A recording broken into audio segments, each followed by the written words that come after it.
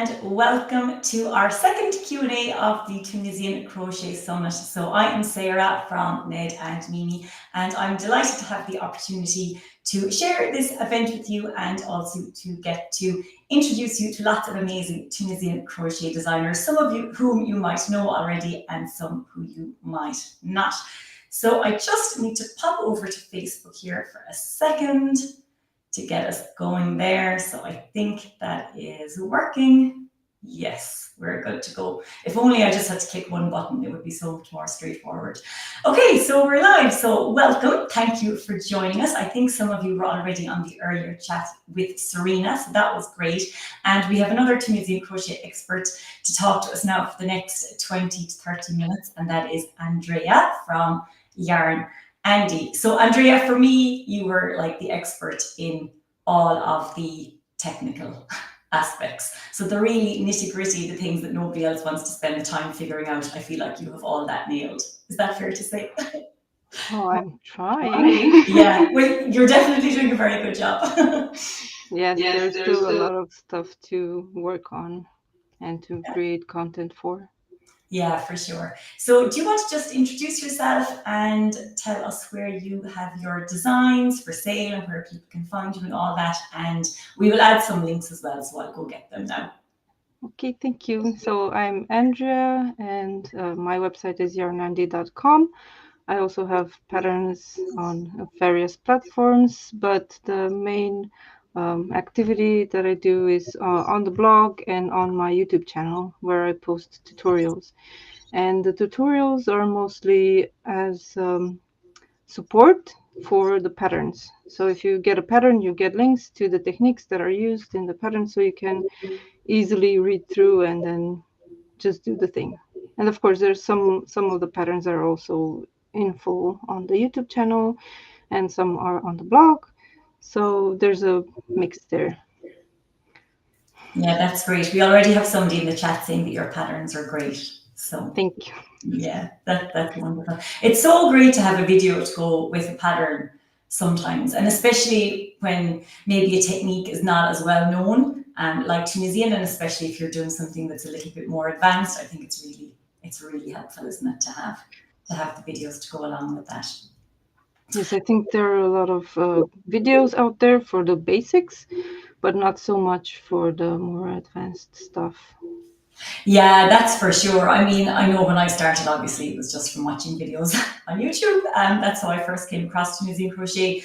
And yeah, you're absolutely right. Like, there's a lot of Tunisian simple stitch videos out there. And then once you get like a little bit past that, it is a little bit harder, I think, to kind of take your skills to the next level. So this is definitely one of the things I'm hoping for with the summit, that we'll cover the basics and the groundwork for people that are brand new to Tunisian crochet, but also we can give you a taste of what is actually possible with it, even if you don't have time to dive in right now over the course of the 2 days. I think in the long run, it's just really good to know what's out there, because sometimes I think when you're learning something new, you don't know what you don't know. So unless you see it or unless someone mentions it, you might not even know that a particular technique exists.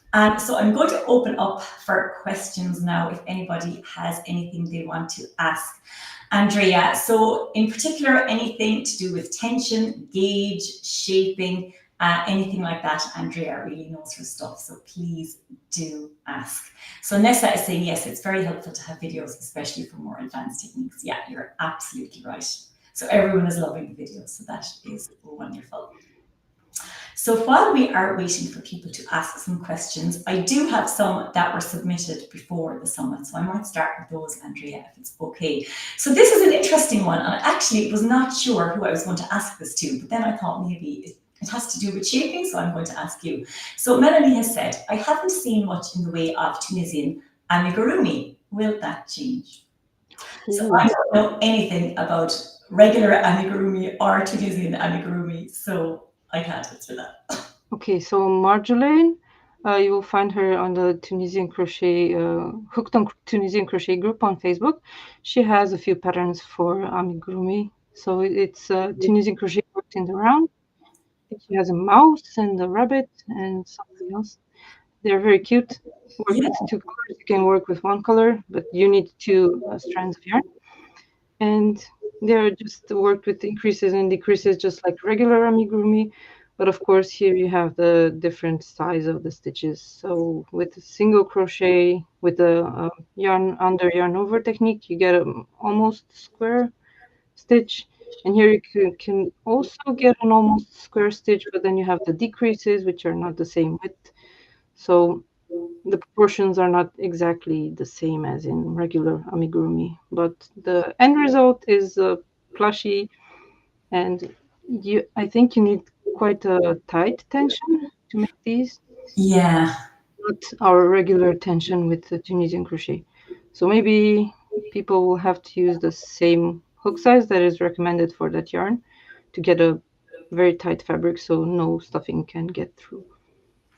Yeah. I I think, can leave a link to Marjolaine's designs if you're interested. yeah, that'd be good. Yeah, I can put them in the Facebook chat and everything afterwards. So that'd be great. And Elaine is actually saying, I'm working on amigurumi right now, doing it in Tunisian is challenging. Yeah, I'd imagine it is. Even though I think the end result would probably be quite good with it with Tunisian because you can make the stitches really tight. And you know, even if you compare amigurumi done in crochet versus knitting, like the crochet is much sturdier, I think, because you can get those single crochets like super duper tight.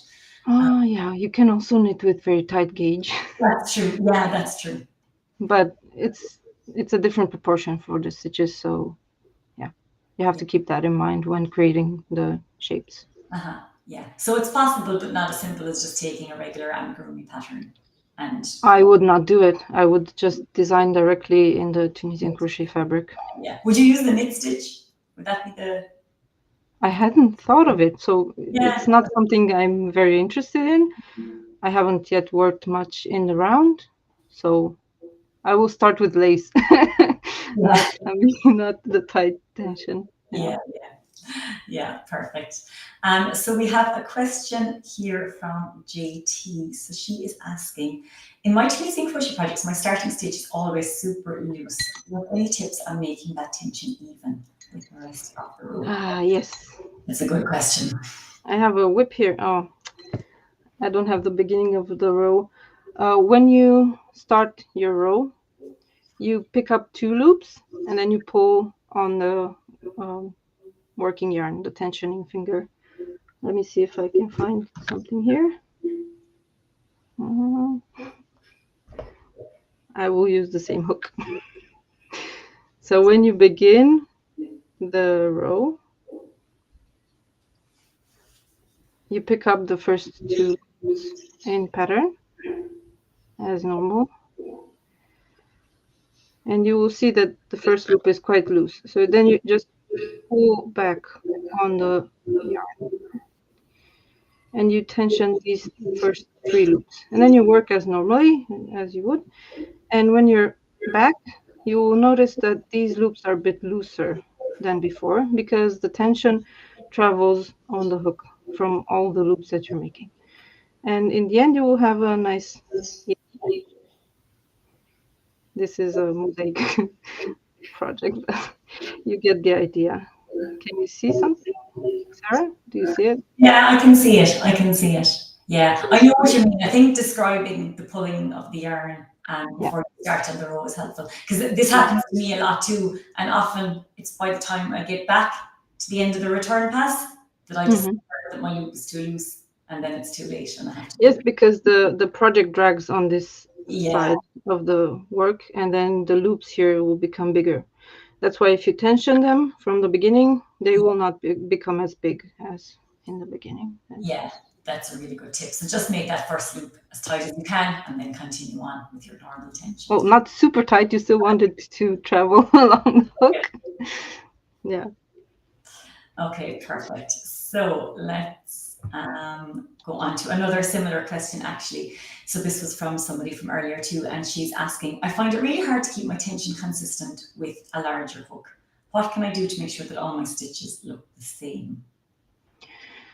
So is it a larger hook because you need to get a larger hook for the size of yarn that you have, or is it just a larger hook in general, as in 8 millimeters, 10 millimeters? Yeah, I don't. Because with very thick hooks, it's difficult to keep your hand on them because the hand can cramp on this side here. So the best thing that I can recommend when working with a thick hook is to hold the hook gently and to always tension with this other hand and control the tension from there. Because if you try to tension with this one, it will create problems. But if you use just a working yarn to tension, then it will be easier. And um, work relaxed. So don't grip here or here, and don't pull back a lot, because this will create this cramping and it will change the shape of your stitches and the size. And also try when you pick up the loops to make them as big as the hook, and just a tiny bit bigger, so that they can slide on the hook when you're working. I know this is not the best example because it's a 4 millimeter and you can't see much on it, but yeah, when Yeah, you work you will feel that. yeah, they're really good tips. I think a lot of it is practice too, because this happens to me still, especially if I'm making something that you want to have some nice drape and you do use that larger hook. Sometimes I look back at my work and I just wonder what was I doing, because some of it I was obviously getting really tense and the loops are really tight, and then other times they loosen out a lot. So I think it just takes a little bit of practice and awareness, maybe, as you're working, to just focus when you're learning and try and keep those loops the same size, because it's not easy and it is different from regular crochet. So there is a knack to getting the hang of the tension. Yes, and you also have the influence of the fiber that you're working with. If you use cotton, you want to go down a hook size from the recommended Tunisian crochet hook size, because it's not as elastic as a wool or an acrylic.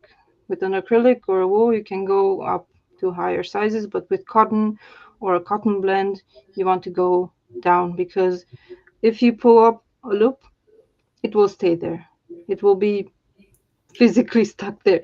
But if you use acrylic or wool, it has a bit of bounce to Uh-huh. it, so it will not pull the whole yarn. It will just go up and down a bit. The hook will be able to move a bit up and down. So if you really need big stitches, like a very very loose drape, you can work with loose tension and a big hook, okay, but you still need to have those stitches close to the hook. They can slide, but they're not loose on the hook. So if you want very big stitches, you go to a thicker, but you still keep the same tension.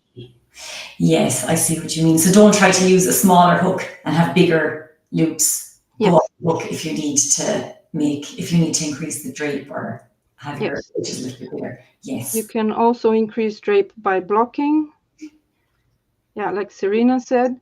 Yeah. And with acrylic, you can use steam blocking to add the drape to the fabric. So you don't always need to go up a hook size in, I don't know, 3 millimeters. You can have a nice fabric with even weave and then block it and get the drape. Yeah. Perfect. They're really good tips. Okay. I'm just going to go back to my list of questions here. So here's another one. This is a good question. How do you measure gauge in Tunisian crochet? I am not sure whether to count the vertical bars only or the spaces in between the bars as well. So depending on the stitch type, you will have a different stitch width that you count. For Tunisian simple stitches, you count the vertical bars. We're talking horizontally now, not vertically. Mhm. You have the vertical bars on one row, and then the return pass chain that corresponds to that vertical bar. It's easier to just count the vertical bars, and the last one is extra. So if you have 20 vertical bars, you have 19 squares or pixels or whatever you want to call them. So 19 full stitches plus the edge stitch. So that's how you count in gauge for rows. For knit stitches, you will have the two bars for each knit stitch, so you just count the knit stitches themselves. For other stitches, it depends on the shape. Reverse stitches, purl stitches, they are all wide, so you can count them individually. What else? The tall stitches, each of them has their own vertical part, so like a column, so you count the columns. Yes, I understand, I think. So if it's the Tunisian simple stitch, one stitch is the vertical bar and the little horizontal one. So that's one block when you're counting. Yeah, I always think, and I have to think of this for regular crochet too, is beginning to beginning. So wherever you start your measurement, that's where you should end your measurement as well. So you don't go into the next half a stitch just to get it to line up. You have to go, from the beginning. Yeah, and when writing patterns, it's difficult to think about it. In knitting, it's so easy. You just have a knit or purl stitch. And in Tunisian crochet, you have to keep count of the first stitch, the last stitch. Does it go into the gauge? And it's complicated. Yeah, it is complicated because the first and the last are loops. So you count them, but then they don't take up the same amount of space as the stitches in the middle. So yes, I know what you mean. I have not tackled a Tunisian crochet garment, so I can imagine that it is definitely a challenge. So now let's go back to the questions that we have here. So Nessa is saying that your video was really good and really helpful. I was wondering if you could explain a bit more on how the short rows are actually made.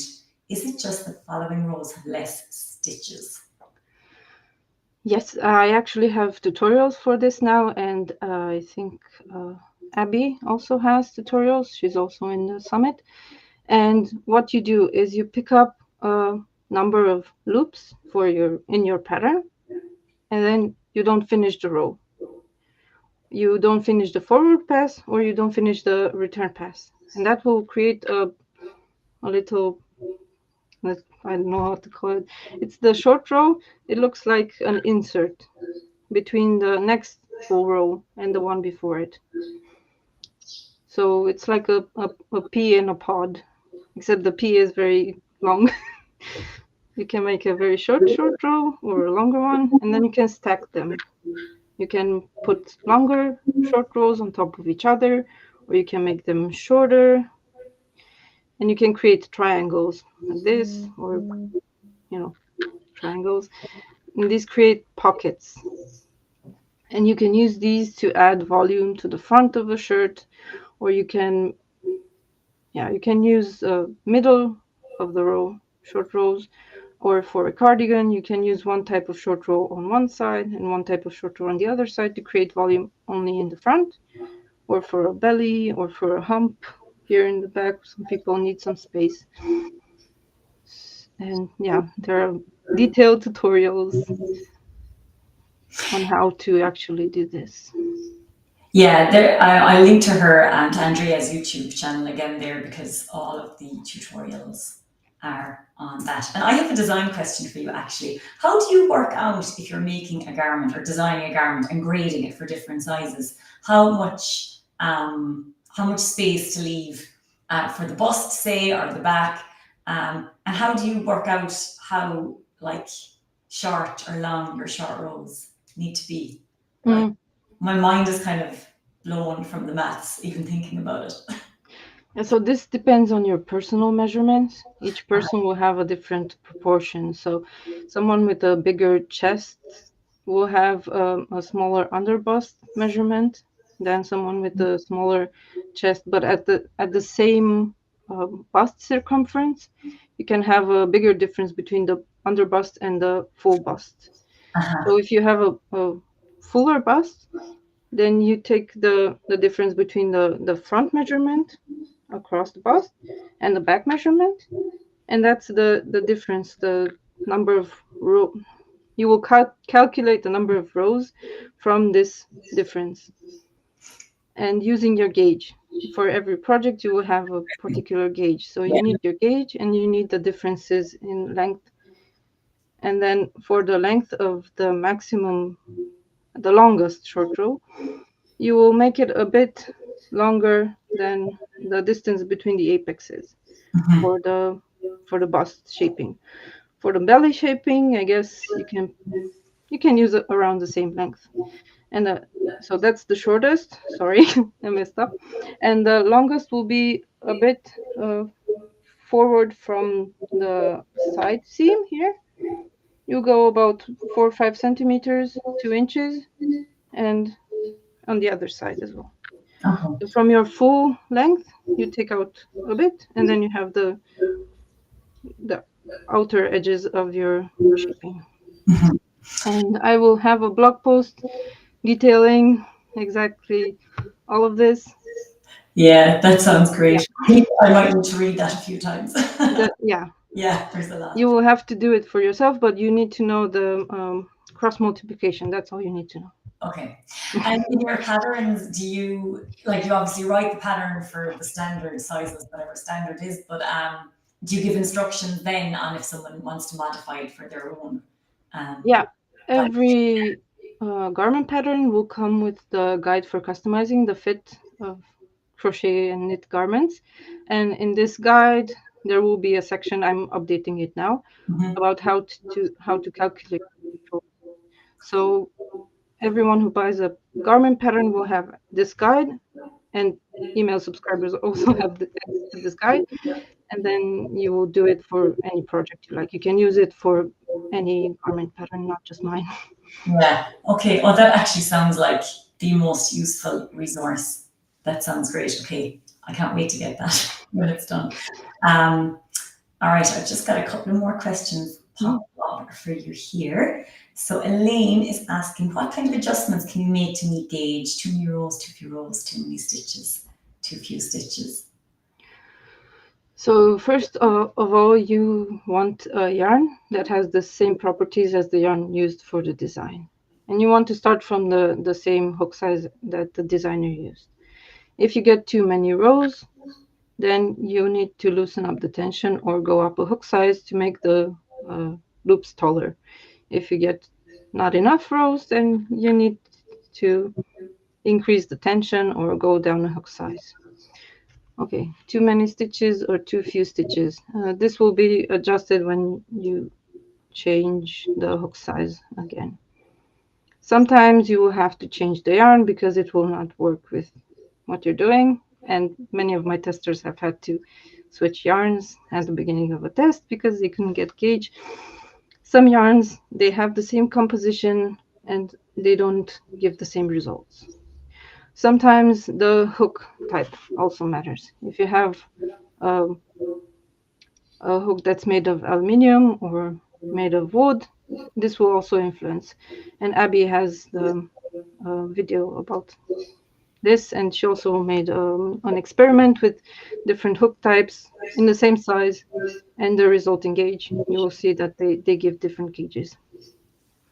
Yeah, that's true for sure, isn't it? And I think if you have an idea of if you're a tight crocheter or a loose crocheter, you might be able to select a hook then that kind of best matches what you need. So I crochet quite tightly, and I have learned that wooden hooks I just find quite difficult actually because they just make the tightness worse with the friction on the wood. So for me, the aluminium are much better. And after a while, I think you get to know your kind of standard gauge. So I can tell now if I see a pattern that has like, I don't know, a 5 millimeter hook and worsted weight yarn, Mhm. I know I'm probably going to need to go up because it's going to be, my gauge probably would be too tight.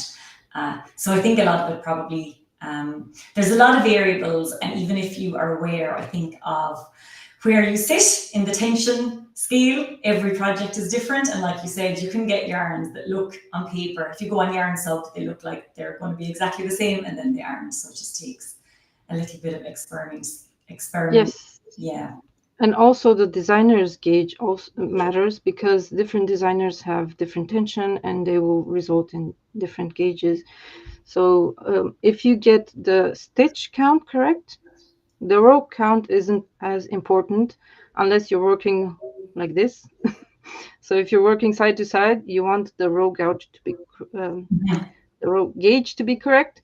And if you're working up, down, or down, up, you want the stitch count to be correct. And then you can adjust from the number of rows. The number of rows isn't as essential. Yeah, because you can always add a few rows, can't you? If you're going from the bottom up or even the top down, you can adjust the rows that way. Yeah. I think in your video you have a hat, don't you, that's worked side to side, and you demonstrate the short rows of that. So for that one, your row gauge would be more important. Is that correct? Yes, but for that one, you can just keep working rows until you reach the circumference. Yeah. Very good. Okay. I just have one more question here that someone submitted earlier, and she's saying, what is a good beginner garment to try in Tunisian crochet? Do you have any recommendations? Beginner garment. Well, the one I'm wearing is for beginners, but it has shaping, so it's not the simplest. There are some patterns out there that are just for rectangles. You sew them here and around the armholes and side seams, and you're finished. If you want some shaping, you can try, this is the sport print sweater, and there are some garment patterns as well linked. I have a blog post with 35 plus beginner projects, and there's a section just about garments from different designers, so you can check that out. Okay, super. So that's on your blog, yarnandy.com. Yes, also this sweater pattern is on the blog. That's also on the blog. Perfect. Yeah, I think anything that doesn't have too much shaping, but the thing is, when you give up shaping, you just end up with like a box, don't you? And it's fine if that's the style of sweater that you're going for, and like that's fine sometimes if you just want a really simple like drop shoulder. But yeah, if you do want it to fit a little bit better, you kind of have to incorporate some shaping. But I would imagine there are plenty of patterns. I know like in regular crochet, there's a lot of like rectangles with sleeves and things like that. So yeah, I feel like in the Tunisian crochet world, just from what I've seen so far, a lot of the garments are a bit more detailed, and there seems to be a lot of thought gone into shaping and things like that. So I know that's not true for all of the patterns, but yeah, certainly that fit very well. Yeah. Well, you can make your own pattern with rectangles, but then you still need some shaping for the neckline, because a boat neckline is still a bit shaped here. It's a bit wider, but it still has a bit of fall from the shoulders. A rectangle doesn't have any, doesn't give you space for the neck. It just hits you in the neck. It's not comfy to wear. And also, you have to leave the gap really wide because you need to fit your head through it. Yeah, exactly. So it's going to be quite wide. Yeah, on the shoulders. That's true. Right. Okay. I think we might have time for one last question. So I think you kind of answered this, but I'm a type crocheter as well. Are there any tips specific to Tunisian crochet on loosening tension? I don't know if it's specific to Tunisian crochet. It takes practice. So any craft you learn, you need to do it until your hands know the movements, and then you can relax, and then the tension will become looser. Also, the way you hold the yarn in your tensioning hand matters. So try different methods until you get the one that you like the most. For example, I like to tension it like this. This is my left hand, by the way. The monitor, the webcam is mirrored. So this is the method I prefer, but other people use different methods. Try them all out. They're all on YouTube. You can find them, how people tension their yarn. And then depending on the type of yarn that you're using, you will also need to adjust the way you tension it. So if it's a slippery yarn, I like to wrap the yarn around my tensioning rod here. This is the what is it called, index finger. So I wrap the yarn around multiple times. If it's not a slippery yarn, I just put it once. So it depends also on how thick the yarn is, how easily it can pass through your hand.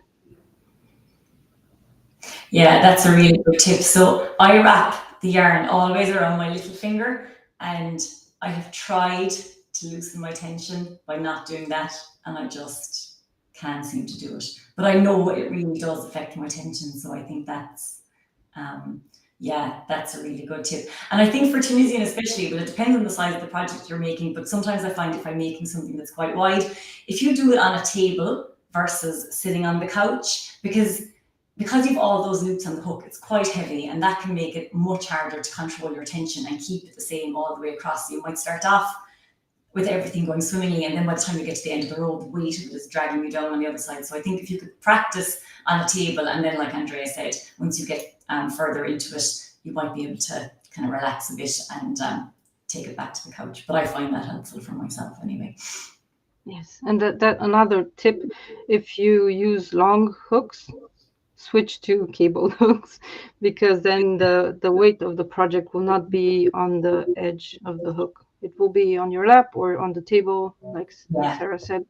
Yeah, So, for sure. yeah, cables are life. Yeah, they're much easier to hold, aren't they, as well, especially if you're used to a regular crochet hook. Those really long ones, I find them hard. So even if you've like a super short cable, that's going to be easier than having the longer hook. Okay, right. We have one more question, I think, Andrea. Mm-hmm. Okay. So Nessa is saying, I've had a hard time trying to figure out the exact size for starting when I calculate to make a garment and how wide to start it. Is there a tip or recommendation for this? Do you mean like the width of like the torso panel? Probably. Yeah. Gauge. Make a gauge and wash it. And then manipulate it and play with it so that it gets a bit of I don't know, wear. So it relaxes back into the size that it will be when worn. And also add ease. So when you take your measurements, always take into account the biggest measurement on the torso, on the arms. Different people have different proportions. So you need to always keep in mind the biggest measurement. And if you want shaping, you need to measure vertically as well where you want the shaping to be. And shaping can be just simple increases and decreases on the side. You don't need to add short rows.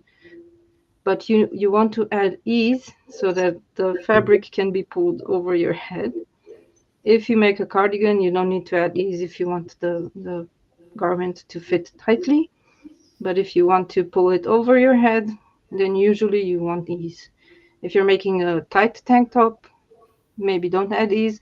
But for sweaters and t-shirts, you want 5 to 10 centimeters of extra fabric all around. So if you're making 2 panels, you add half of that to the measurement.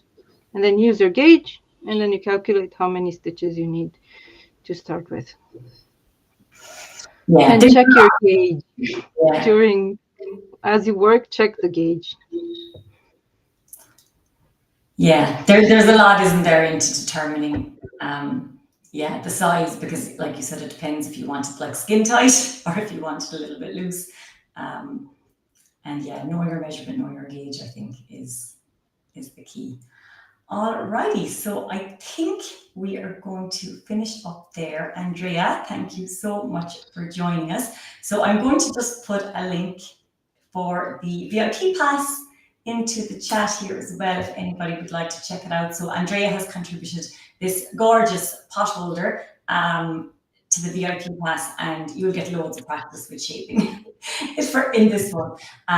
So just as a recap, I think anyone who was on the earlier chat probably heard all this, so you're going to have to bear with me to hear it all again. So with the VIP pass, you will get access to all of the videos that are featured in the summit. So there's 14 video classes, and then you'll get access to all of these replays, and that is indefinite. So you can have access to them for absolutely as long as you want. Whereas for the free summit, the videos are just available for 24 hours.